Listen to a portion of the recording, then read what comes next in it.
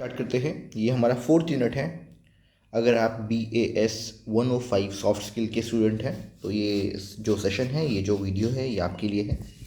हम कर रहे हैं unit 4, presentation and interaction skills. तो इसमें काफ़ी इंपॉर्टेंट चीज़ें हैं, काफ़ी इंपॉर्टेंट क्वेश्चंस बन सकते हैं। उनमें से पहला ही है आपका इंट्रोडक्शन टू ओरल कम्युनिकेशन। तो ये आपको पता होना चाहिए ओरल कम्युनिकेशन क्या होता है ना। सिंपल सा है, देखिए ऊपर डेफिनेशन दे रखा है। Oral communication is a process in which messages और इन्फॉर्मेशन इज एक्सचेंज्ड और communicated between sender and receiver और mass audience through word of mouth. मतलब मौखिक है ना, जो भी आप मुंह से बोल के सामने वाले पर्सन को कन्वे कर पा रहे हैं, भले ही वो एक है, भले ही वो मल्टीपल है, तो वो आता है आपका ओरल कम्युनिकेशन के अंदर। देखिए एग्जांपल दे रखा है, फेस टू फेस कन्वर्सेशन। अगर आप एक पर्सन से बात कर रहे हैं अभी, वो आपका हो जाएगा। टेलीफोन में भी आप जो है ओरल कम्युनिकेशन ही कर रहे होते हैं। यहाँ पे हमारे पास जब मल्टीपल लोग सामने हो तो प्रेजेंटेशन आता है, पब्लिक स्पीच आता है। ये इनके अपने अपने डेफिनेशन दे रखे हैं, एक्सप्लेन करने की ज़रूरत है नहीं। देन वी हैव इंटरव्यू, जहाँ पे आपके सामने जो ऑडियंस है, अगेन 3-4 लोग हैं, बट देन आपसे हायर पीपल है, आपसे ओहदे में बड़े हैं। अब आते हैं हम, ये सेम सेम है। ओके, सो मीटिंग उनमें से एक है। मीटिंग में भी जो है आप ओरली ही कम्युनिकेट कर रहे होते हैं। ये बहुत कॉम्प्लेक्स क्वेश्चन नहीं है, आप इजीली इसके ऊपर ढेर सारा मटेरियल जो है वो लिख सकते हैं। सो ये आपका पहला इम्पॉर्टेंट क्वेश्चन है, दैट इज़ ओरल कम्युनिकेशन के बारे में आपसे ये पूछ सकते हैं। अब आते हैं, आपके सिलेबस में रिटन कम्युनिकेशन नहीं है। नेक्स्ट जो आपका मेन क्वेश्चन है वो है nuances and modes of speech delivery. देखिए नुआंसेस का मतलब भी, और नुआंसेस का जो मतलब है उसको वो होता है वेरिएशन, है ना।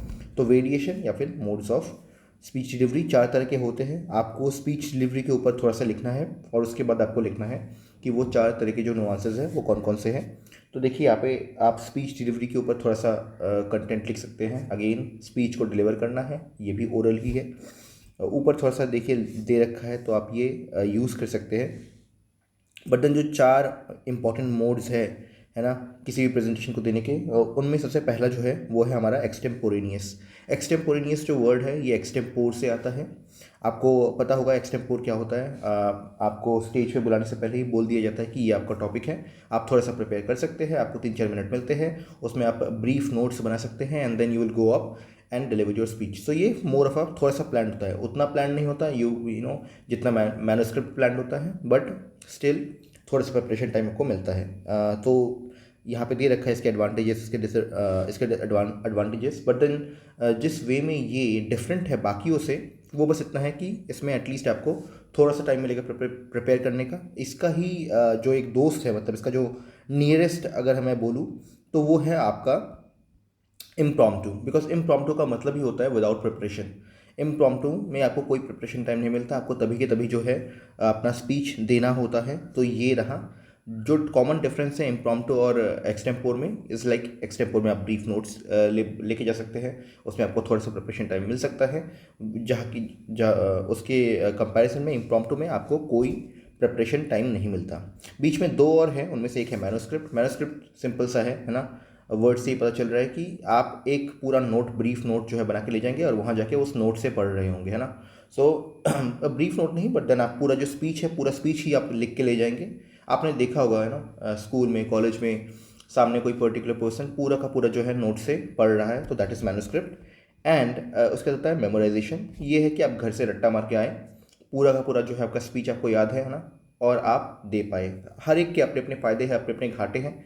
फॉर एग्जांपल अगर हम मैनूस्क्रिप्ट की बात करें तो कभी गलती नहीं होगी, बट देन घाटा ये है कि ऑडियंस से आप उतना इंटरेक्ट नहीं कर पाएंगे, उनको उतना देख नहीं पाएंगे, बिकॉज आप तो बिजी हैं, पेपर पे देख रहे हैं आप। सिमिलरली मेमोराइजेशन में आप पूरा मेमोराइज्ड है, सो आप ऑडियंस को अच्छे से जो है इंटरेक्ट कर पाएंगे, बॉडी लैंग्वेज एट्सेट्रा यूज़ कर पाएंगे। सो वो एक फ़ायदा है। बट देन मेमोराइजेशन में घाटा ये है कि कुछ घाटे लाइक निकल कह सकते हैं, जैसे कि बहुत टाइम लगने वाला है आपको, है ना, आपको ये याद करने में, घर में जो है आप बैठ के याद कर रहे हैं तो बहुत टाइम लगने वाला है। और there are chances of speech becoming monotonous, है ना। ऐसा लग सकता है कि यार ये बोरिंग बोरिंग लग सकता है ना, बिकॉज ऑब्वियसली बात है, आप पहले से इस पूरा का पूरा मटेरियल आपने क्रैम किया है, आप इम्प्रोवाइज नहीं करने वाले। सो ऐसे एडवांटेजेस एंड डिसएडवांटेजेस दोनों ही यहाँ पे दे रखे हैं। चलिए आगे चलते हैं। ये रहा आपका सेकंड क्वेश्चन, स्पीच डिलीवरी के मोड्स या फिर नुआंसेस। थर्ड आता है आपका पब्लिक स्पीकिंग। इसके अंदर 3 चीज़ें आती है, कॉन्फिडेंस, क्लैरिटी एंड फ्लुएंसी। देखिए पब्लिक स्पीकिंग हम लोगों ने ऊपर पढ़ा है, ऊपर यहाँ पे ये रहा पब्लिक स्पीच, पब्लिक स्पीकिंग। इतना तो आपको पता ही, पब्लिक स्पीकिंग मतलब पब्लिक के सामने बोलना है ना, पब्लिक के सामने जो है अपना स्पीच देना। तो उसमें 3 चीज़ें सबसे ज़्यादा इंपॉर्टेंट हैं। उनमें से एक है आपका कॉन्फिडेंस की, यू शुड बी कॉन्फिडेंट, है ना। अगर आप खुद ही घबराए हुए हैं, अगर आप खुद ही नर्वस फील कर रहे हैं तो आप कैसे ये काम कर पाएंगे। नेक्स्ट है आपके पास जो है वो है क्लैरिटी, है ना। You should be very sure of the content that you are about to deliver. अगर आप क्लियर नहीं है अपने कंटेंट को लेकर, क्लियर नहीं है अपने मोटिव्स को लेकर, अपने टॉपिक को लेकर, देन अगेन काम नहीं करने वाला सामने वाला पर्सन जो है, सामने वाला जो पब्लिक है वो लाइक बोर हो जाएगा, आपको वेल रिसीव नहीं करने वाला। So clarity is very important. And then has fluency, the language you are choosing, है ना। लाइक फॉर एग्जाम्पल इस केस में अगर आप इंग्लिश में फ्लुएंट नहीं है ना, अगर आप आर्टिकुलेट नहीं कर पाते हैं, बीच में बहुत सारे पॉजेस लेते हैं एटसेट्रा एटसेट्रा, वही जो पैरालिंग्विस्टिक फीचर्स होते हैं, तो हाँ, तो अगेन जो पब्लिक है वो आपको वेल रिसीव नहीं करने वाली। Which is why public speaking में 3 चीज़ें बहुत इंपॉर्टेंट होते हैं, कॉन्फिडेंस, क्लैरिटी एंड फ्लुएंसी। ये तीनों चीज़ों के ऊपर आपको लिखना आना चाहिए। नेक्स्ट क्वेश्चन है इंडिविजुअल स्पीकिंग, इसके एलिमेंट्स। तो देखिए सेम ही है, इंडिविजुअल स्पीकिंग मतलब अकेला अकेला एक तरह से, और पब्लिक स्पीकिंग ये इसमें आपको मतलब कि उतना कोई मेहनत करने की ज़रूरत है नहीं, सिंपली ये 3 पॉइंट आपको एक्सप्लेन करना है और कुछ नहीं। और अगेन जैसा टॉपिक है उसके मुताबिक जो है थोड़ा सा आपको लिख देना है। अब आइए इस पूरे सेशन के मतलब इस पूरे आपके जो आपका यूनिट है, इसका सबसे इम्पॉर्टेंट क्वेश्चन जो है वो है आपका नॉन वर्बल कम्युनिकेशन। देखिए नॉन वर्बल कम्युनिकेशन के अंदर 3-4 चीज़ें आते हैं ना।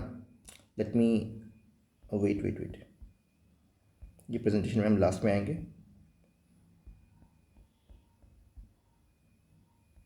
हाँ, सो और थोड़ा सा नीचे होगा।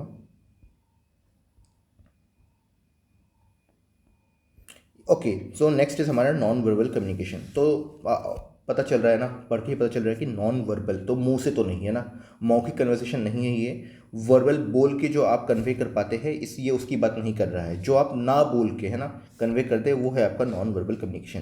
सो non verbal communication refers to all communication that occurs without the use of words spoken और रिटन, है ना। आप बोल के या लिख के कन्वे नहीं कर रहे हैं, उसके अलावा। तो 4 है हमारे पास। पहला है आपका body movements which is kinesics, है ना, KINESICS। बहुत लोग इसकी गलतियाँ स्पेलिंग में गलती करते हैं। सो बॉडी, आपके जो जेस्चर्स है, आपके जो बॉडी मूवमेंट्स हैं, वो सब इसमें आते हैं, इसे हम बोलते हैं काइनेसिक्स। नेक्स्ट है आपका स्पेस लैंग्वेज। स्पेस लैंग्वेज मतलब प्रॉक्सिमिक्स, PROXEMICS। तो ये है आपका स्पेस लैंग्वेज कि कितना डिस्टेंस होना चाहिए, कहीं आप बहुत दूर तो नहीं है उस पर्सन से जिससे आप बात कर रहे हैं, है ना, कहीं आप बहुत पास तो नहीं है, which will make the things more awkward. And then we have chronomics. Chronomics is like study of time, space language, time language, study of time. Chrono का मतलब ही टाइम होता है। सो वहाँ से यह वर्ड आता है क्रोनोमिक्स। मतलब आप जैसे कि एक कन्वर्सेशन होने वाला है, एक स्पीच होने वाला है, आप कब आए, पहले ही आ गए तो भी लोग सोचेंगे कि अरे यार इसके तो बहुत टाइम है, खाली टाइम है, पहले ही आ गया। बहुत लेट आए तो people would be very tired and they would feel like कि अरे यार ये तो केयर ही नहीं करता। सो आपको परफेक्ट टाइम पे आना है। And then we have paralinguistic features, है ना, वॉइस डायनेमिक्स के paralinguistic features, for example tone, है ना, पिच, आर्टिकुलेशन, पॉजेस, आप कब लेते हैं। सो ये बहुत ही इंपॉर्टेंट आपके ये वाला क्वेश्चन आपको डेफिनेटली जो है आएगा, मतलब आ सकता, गारंटीड है कि इस यूनिट में अगर कोई क्वेश्चन आएगा तो ये उनमें से सबसे ज़्यादा प्रेफरेंस रखता होगा। देखिए ऊपर आपको इंटायरली डेफिनेशन एटसेट्रा दे रखे हैं, नीचे आते हैं। तो ये और अच्छे से एक्सप्लेन करने के लिए, फॉर एग्जांपल अगर आप क्वेश्चन आ गया काइनेसिक्स के बारे में, बॉडी लैंग्वेज के बारे में, तो you would be able to tell कि kinesics is the study of the body's physical movements. इसके अंदर क्या क्या आता है, फेस आता है, ड्रेस आता है, dress in the way you dress up, the way आप के हैंड जेस्चर्स, पॉस्चर, किस पॉस्चर में आप खड़े हैं, है ना, गेट, आइज, ये सब जो है नोटिस करते हैं हम, है ना। तो ये बहुत ही इंपॉर्टेंट है आपका काइनेसिक्स ये रहा। Then we have proxemics, space language है। फॉर एग्जांपल आप अपने लवर के साथ हो तो बहुत ही कम स्पेस रहेगा ना, इंटीमेट स्पेस रहेगा। लेकिन अगर आप अपने फ्रेंड से बात कर रहे हो तो that would be a personal space, है ना, 18 से लेकर 4 फीट तक आप जा सकते हैं। And then we have social space. For example अगर आप एक कलीग्स के साथ अगर आप खड़े हो तो ये वाला आप मेंटेन करोगे, 4 फीट से लेकर 12 फीट तक आपके बीच में डिस्टेंस होगा। And then last is public space. For example आप कोई स्पीच दे रहे हो, देन जो स्पेस है वो और बड़ा हो सकता है। ये है आपका proxemics. Then we have chronemics, time मैं ऑलरेडी बता चुका हूँ। जल्दी नहीं आना है, लेट नहीं आना है, बिल्कुल परफेक्ट टाइम पे आना है, that is chronemics. And the next is paralanguage voice dynamics. देखिए पैरालिंग्विस्टिक जो ये फीचर्स हैं ये अपने आप में एक बड़ा क्वेश्चन है, so again you have to take care of that. इसमें रेट आता है जो कि स्पीड ऑफ स्पीकिंग है, पिच आता है, इंटोनेशन आता है, वॉल्यूम आता है, कितना स्पीड आप बोल, कितने ज़ोर से आप बोल रहे हैं, कितना।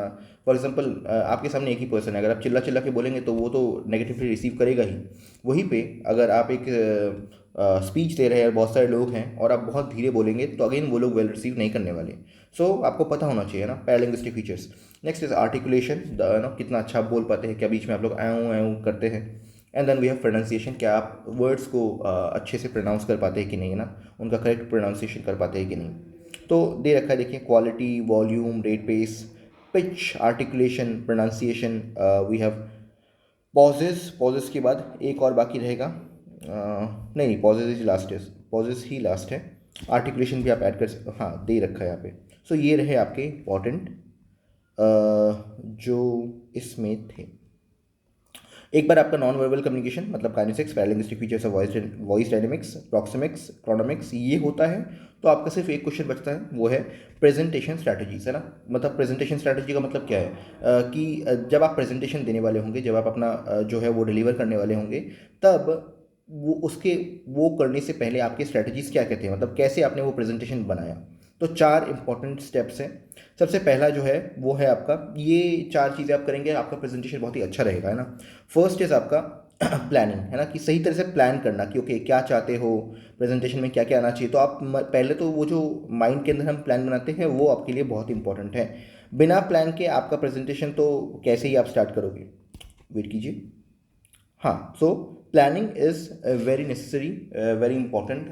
बिना प्लान के आप फर्दर स्टेप्स नहीं फॉलो कर पाओगे। अगेन इसके ऊपर आपको पूरा एक पैराग्राफ लिख के दिखाना है।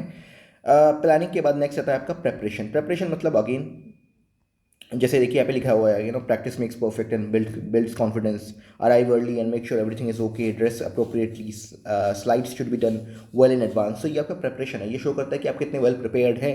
देन आता है आपका ऑर्गेनाइजेशन, क्या आपने सबको सही जगह पे ऑर्गेनाइज किया है। फॉर एग्जांपल आउटलाइन है आपका, इंट्रोडक्शन है, बॉडी है, कंक्लूजन है, कैची बिगिनिंग है, इंप्रेसिव कंक्लूजन है, careful selection of points and ideas है। ये है आपका ऑर्गेनाइजेशन। जब आप अपना पीपीटी फाइल बना रहे हैं तब क्या आपने बहुत अच्छे से उसको बनाया है, तो ये आपकी ऑर्गेनाइजेशन में आता है। Then final point is delivery. Delivery is like जब आप ऑडियंस के सामने ये जो प्रेजेंटेशन आपने बनाया है ये डिलीवर करें, है ना। तो अगेन वो पब्लिक स्पीकिंग में आता है। आप कॉन्फिडेंट होने चाहिए, फ्लुएंट होने चाहिए, है ना, क्लैरिटी आपकी होनी चाहिए सब्जेक्ट नॉलेज को लेकर। और ये रहा आपका पूरा का पूरा यूनिट, है ना।